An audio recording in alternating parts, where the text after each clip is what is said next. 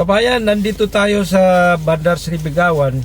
Ito po yung sentro ng bansa na to. Kung baga sa Pilipinas, ito yung Maynila.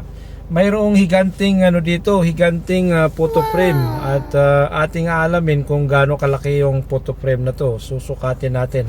So samahan nyo ako para sukatin tong photo frame na to. Ito kabayan, manumanuhin natin ang pagsukat nito.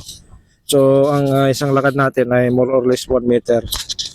Dito po maraming nagpipicture po dito pagka ganitong oras, di mainit. So ayan kabayan, ang sukat natin ay around 19 meter yung laki ng frame na to. Ang masjid po na yan ay yan po yung masjid ng tatay ni Sultan. Pagka sa likod naman po, ang view niya ay yung water village po, yung pinakamalaking water village po dito.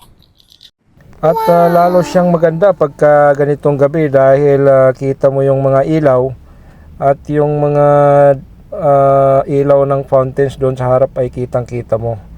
May ilaw siya. At huwag mong kalimutan i-like, share and follow kaibigan para sa mga susunod natin na video ay lagi po tayong updated. Salamat sa panunood.